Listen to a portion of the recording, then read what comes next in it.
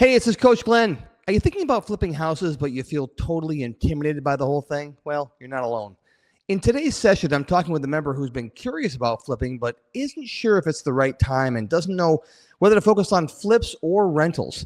He's starting to hear a lot of noise in the market, and like many new investors, he's overwhelmed by the idea of finding deals and then funding them, and even how to find contractors. Now, if that sounds like you, this session will help clear the fog.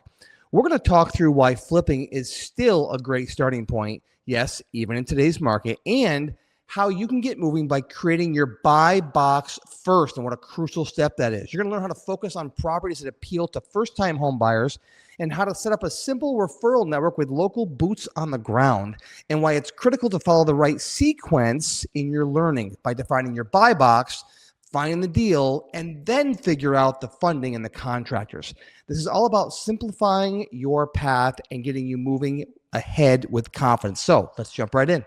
All right. Hey, it's Glenn Schwarm back here with Lamont from upstate New York. Lamont, how can I help you get unstuck today? What's holding you back in your real estate business? Well, the first barrier, which I feel like I was a virgin, I bought my first rental 4 years ago, Great. 4.5 years ago. Yeah. It's owner occupied here in Rotterdam. So the next thing is I've always wanted to flip, but I've been really intimidated by it. So I just joined this group probably a couple weeks ago, and I'm juggling 2 or 3 other things. Plus, I just recently retired my main job, so I'm doing gigging and freelance. So the main thing is really finding my lane in real estate. And I've talked to a lot of people about flipping, and I keep getting a lot of bad feedback. It's not a good time. It's it's super risky, blah, blah, blah. So yeah. And I did poke around on the website and saw some trainings and stuff on it, which I haven't done yet, and I will. But it's really just finding good contractors, finding the funding, and putting the pieces in place so I can actually start doing some deals and feel comfortable and confident. Let me back you up and ask you this question, because I heard you say something I think is really important for a lot of people, because you're not the only person that thinks like this. You said that you've talked to other people, and they said it was risky, it's not a good time to flip. I'm just curious, who are you talking to that says that? Because I'm always curious when people say, well, people I talk to, who?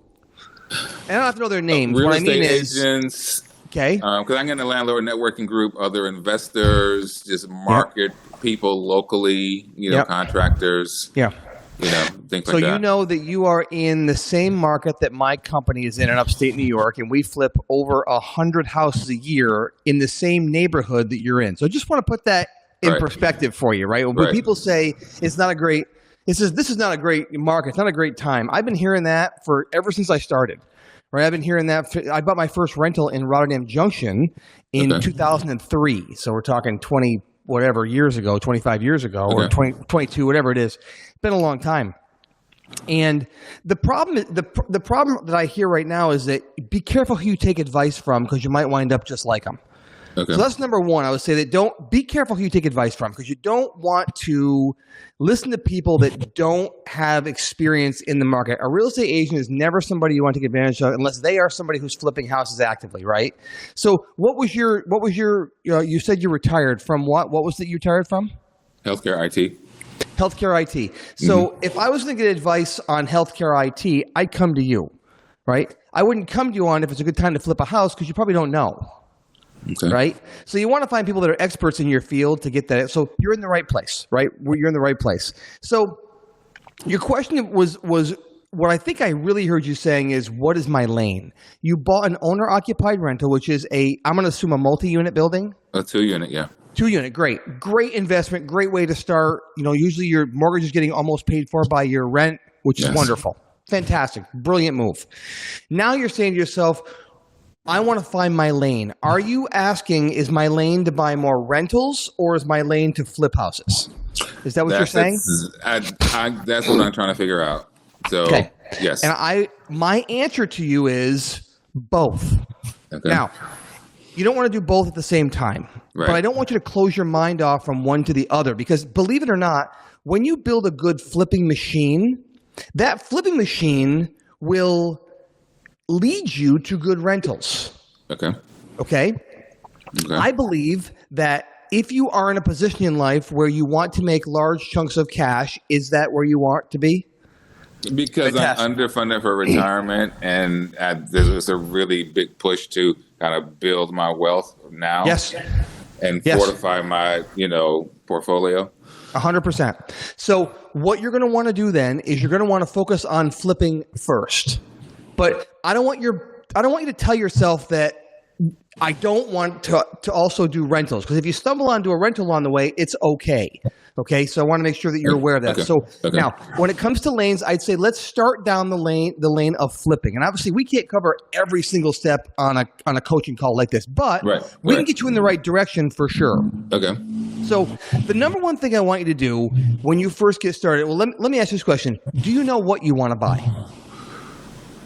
Single family. Single family. I actually want to build a house on because I have a double lot on an open lot too. I want to do that too, but that's another story. Okay. Yeah. So I think it's great that you said single family, but what I want you to do is this. Again, the challenge I see right now is that most people say, I want to flip a single family home.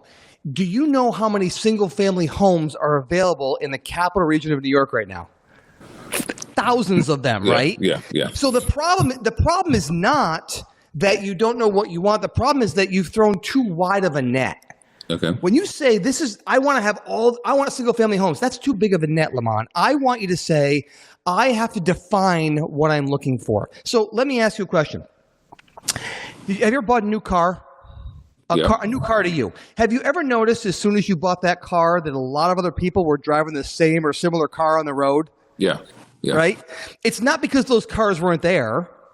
It's because there's a thing in your brain called the reticular activating system. The minute you start to focus on something, you've heard of this, right? All of a sudden, you start to see it in your environment. Right. Okay. I want you to use that same exact tool to find the best house to flip. Now, what I want you to do is I want you to define your buy box. Your buy box is the number one thing that you can do to set yourself up to be successful as a real estate investor is say, what is my buy box? In other words, what am I looking for? Because when you define what you're looking for, you'll start to see it in your environment, because I promise you, they are every place. So what I want you to do as a newer flipper, I want you to focus your efforts on a first-time homebuyer type house, because first-time homebuyers are always buying houses, whether interest rates are high, whether they're low, whether it's a bull market, a bear market. It doesn't matter. It doesn't matter who's in charge of the government. None of that matters. What matters is that first-time homebuyers are always either wanting to move out of their parents' home, they have a family that's starting to grow, they now have pets they want to have, they want the American dream, so they want to buy a home. They are always buying houses no matter what is happening in the economy. I don't care what the news says, they're always buying houses, right? Okay. Because of that, I want you to focus on finding a home for them. If you can fix up a home and sell it to a first-time home buyer, they are going to buy that house all day long because that's what they do, okay? Okay. Excuse me. Now, a first-time home buyer house typically is around 1,500 square feet. It's usually a 3-bedroom, 2-bath home. It's in a non-rural area, so usually in a community, type of thing, a neighborhood. Okay. That kind of a setup. And it's going to be in a good school district, usually not in the inner city type school district. So though it can be, but a lot of families like to be in the outskirts. I can name some in your actual town. I know them all there. As a matter of fact, my kids used to go there, so I know. But you want to find homes in those suburb type neighborhoods. That's really where you want to find the home. And the price point needs to be just slightly below median price points. So in your neighborhood, you can go on Zillow, you can go on Redfin. Redfin or Realtor is better for this. Find the median home price, what homes are selling for. Go about 10 to 15% below that. And that's what the ARV is that you want to work from. So in other words, when you finish the home, what will it be worth when you sell it? Okay. Now, after repair value. Okay. Yes, after repair value, correct. So the after repair value, in that area is probably going to be around $230,000, $240,000 for a first-time home buyer. I know that area because we do a lot of homes, so I know that area well. But you said 230, 220, yeah, I'd say 230, 240. That's a good first-time home buyer price point right now. You might go up to 3, but the closer you get, you start moving into another type of buyer, right? So a first-time home buyer, they're not nearly as picky, right? They just want to have a house. They don't really care. So they're not going to be quite as nitpicky about things. So then you say, okay, now you reverse engineer it. You're an IT guy, so I want you to reverse engineer in your mind and say, if I know my end product is going to be about $240,000, a 3-bedroom, 2-bath, now you want to start finding 3-bedroom, 2-bath homes that you can buy at around $150,000, $120,000, right? $160,000. That's the price range you want to start looking in for your houses. Okay. But the next step I will give you, which we don't have a lot of time to go into today, but we can do another training about this, is you really want to get into off-market deals and have people bring deals to you. Now, I'll give you one. I'm going to tell you how I bought my first deal in the same town that you're in. And it's been many years ago, 20 years ago, but here's how I did it. I went to my local mail carrier. Her name is Laura. And I said, Laura, I am a real estate investor. I really wasn't yet. I had one rental, just like you. I had a rental for 4 years and I was stuck. I didn't know what else to do. I bought that one in Rotterdam Junction. I was stuck. I was like, I don't know what to do. I don't have the money. I don't have the house. I don't know how to do it. Exactly. Right? I feel your pain. So I went to my realtor, I went to my mail carrier and said, if you find any homes you think might be a good buy for me or a good flip, will you let me know? Now, back then, I gave her $250 as a finder's fee. Today, I pay more like $2,000 because it's worth it for me. But then she came to me within a few weeks and said, I got a house. It was literally 2 blocks up the road, Lamont. I actually ran up the road. I got out of the shower. I ran up the road, and I walked in. There was an older couple in their late 70s putting a countertop in the middle of summer. And they're like, it was sweating. I said, you guys open to sell this house? She said, 100%. I said, okay. And so I didn't know what I was doing, and I had to kind of put it together and whatever. And we flipped that first house and made a $17,000 profit. And I knew that I was hooked at that moment. I share that with you to say that I didn't pay for the lead. I didn't do any fancy marketing. I went and I had somebody that I said, I'll pay you if you bring a lead to me that I end up buying the deal. And within a few weeks, that happened. So if you use so number one, I'm going to back up. I gave you a lot of information here in 10 minutes. I know I just I know I opened up like a fire hose on you, but I want you to understand. It's good. It's digestible. Good. So the buy box is the number one thing. Once you have your buy box, everything else starts to come together, because once you have your buy box, now you know what you're looking for. Then when you know what you're looking for, now you can make offers in those houses. And then once you make an offer on a house, get accepted, the next step is finding money, and that will be no issue for you at all. Once you find the money for a house, I can walk you through that all day. That's the easy part. Finding the money is the easy part once you get the house. But everything starts with having that buy box. Does that make sense? Yes. Well, what about finding a contractor? Because that concerns me too. Don't worry about that yet. We want to do step 1, step 2, step 3, right?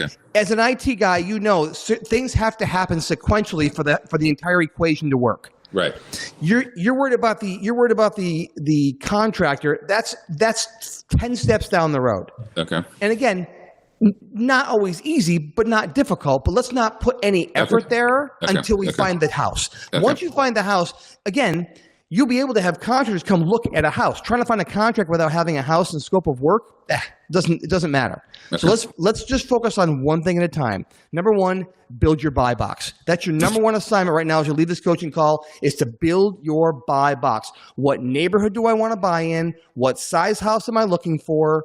Right? Again, I recommend first-time home buyer size homes.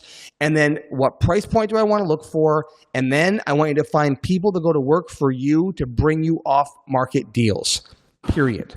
If you do those two things together, find a buy box and find people to start bringing. See, once you know your buy box, you then tell your mail carrier, hey, here's my buy box. Like, I'm looking for houses on these neighborhoods, in these, even the streets you like, Lamont.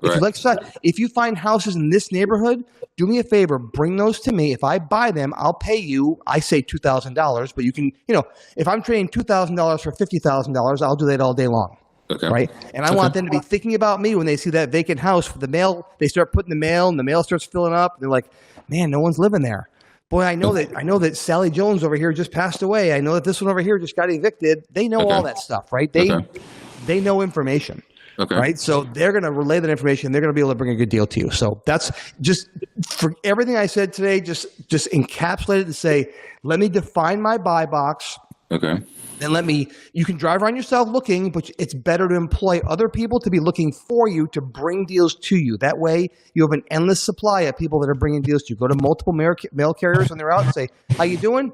I'm Lamont. I'm retired, but I'm a real estate investor and I'm looking for properties and I want to pay you to let me know if something comes available. And if I end up buying it, I'll go knock the door myself after I know the information. And if I buy it, I'll pay you $2,000. Okay. So that should be the fee, $2,000. That's the one I recommend. Okay. Yeah. Okay. It gets people's attention. You know, you could try 1,000. You could try it's your business. You can do whatever you want to do. You can say $1,000, but again, you don't pay them until you buy the house. When you officially close, that's when you pay them the money. Well, that was my next question. Okay. You don't pay them for a lead. No. You pay them once you close on the house. That's when you pay them. Okay, got it. Okay. And that way, there's no money out of your pocket until you have locked down a deal. Then it's your job, with my help, to walk through that house and get the rest of it done. Okay, perfect. All right? That was good. Good stuff? Thank you so much. Excellent stuff. Has it been well worth being a part of a $99 a month program for this call alone? It has. It took a couple weeks for me to get into it, and I'm starting to now, and I'm just trying to digest it and kind of see where all the pieces are because I'm still uncovering them. But yes, short answer. Well, that's good. I want to make sure that even just one call, you're like, oh my God, this is well worth it. So good. Yeah, definitely. Absolutely. Awesome. Cool. Thanks, all right, Glenn. Lamont. Thank you, my friend. Keep in touch. I want to know how you're doing. Definitely. We'll do. All right. Take Talk care. to you soon. Okay. Bye.